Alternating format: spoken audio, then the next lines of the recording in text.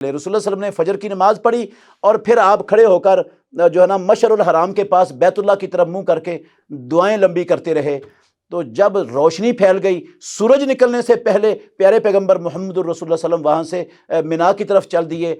मुज़दलिफ़े की हुदूद यहाँ से जहाँ ख़त्म होती है और मिना में दाखिल होने से पहले दरमियान में थोड़ी सी जगह आती है जिसको वादी मुहस्सर कहते हैं। ये वो वादी है जिस वादी में अबरा के हाथियों का लश्कर अल्लाह रब्बुल आलमीन ने तबाह किया था। तो इस जगह से तेज़ी के साथ गुजरने का हुक्म है मुहम्मदुर रसूलुल्लाह सल्लल्लाहु अलैहि वसल्लम का।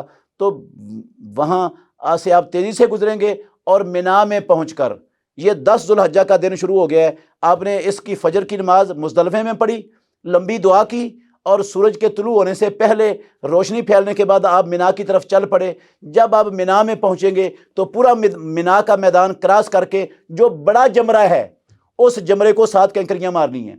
एक बात ये अच्छी तरह जहन में रखनी चाहिए, हमारे मुआशरे में बहुत से लोगों में ये मारूफ है कि जो जमरात को कैंकरियाँ मारनी हैं, ये कैंकरियाँ मुज़दलिफ़े से उठाना फ़र्ज़ है। ये ना तो अल्लाह ने फ़र्ज़ की हैं मुज़दलिफ़े से उठाना, ना रसूलुल्लाह सल्लल्लाहु अलैहि वसल्लम ने फ़र्ज़ की हैं और ना अल्लाह के नबी ने इनकी कोई तरगीब दी है। जहाँ से आपके लिए मुयस्सर हो, सहूलत हो, वहाँ से आप उठा सकते हैं। कई लोग उनको धोते हैं, फिर उनको खुशबू लगाते हैं। ये सारा कुछ इस्लाम नहीं है। कैंकरियाँ उठाएं, वो चने का जो दाना होता है ना, ये सफ़ेद चने का दाना, इससे बड़ी नहीं होनी चाहिए। इतनी को 7 कैंकरियाँ आप उठा लें तो आकर ये बड़े जमरे को कैंकरियाँ मारेंगे। बड़े जमरे को कैंकरियाँ मारने का तरीका ये है कि आप इस तरह खड़े होंगे जमरे के पास कि पूरा मिना आपकी दाईं साइड पर हो और बैतुल्लाह आपकी बाईं साइड पर हो। इस तरफ खड़े होकर आप कैंकरियाँ मारेंगे, बिस्मिल्लाह अल्लाहु अकबर कहेंगे और एक कैंकरी फेंक देंगे। आपने जब 8 तारीख से ihram बांधा था अपने होटल से, आप मिना रहे, फिर अरफात गए, फिर मुज़दलिफ़ा आए, मुज़दलिफ़ा से आप दोबारा जमरात पर पहुँचे हैं। 8 से लेकर ihram पहनने से लेकर यहाँ तक आपने तलबिया मुसलसल पढ़ते रहना है, दिन को भी रात को भी, सफ़र में भी और आम हालत में भी। जब मौका मिले तलबिया पढ़ना है, तकबीरें भी पढ़ी जा सकती हैं, तलबिया पढ़ना अफजल है।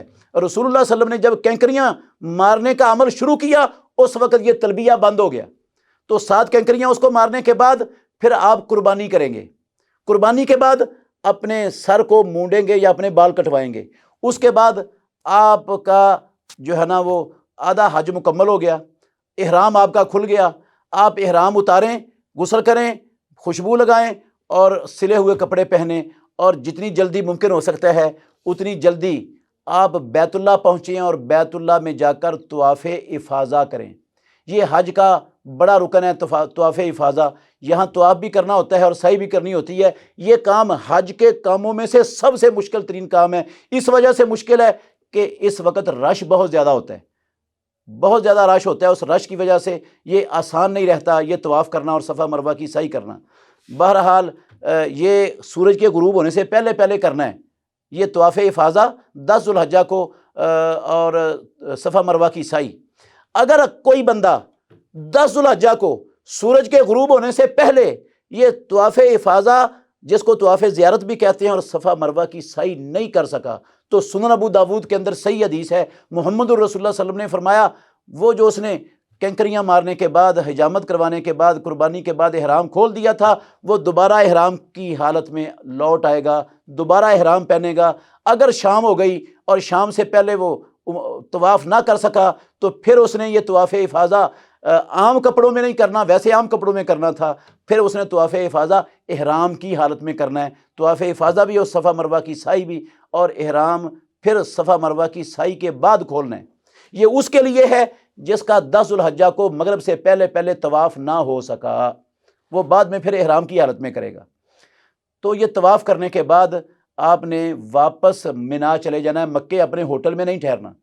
ये रातें 11 ज़ुल्हज्जा की रात और 12 ज़ुल्हज्जा की रात ये मिना में गुजारना फ़र्ज़ है, हज के फ़राइज़ में शामिल है, ये वहीं गुजारनी है।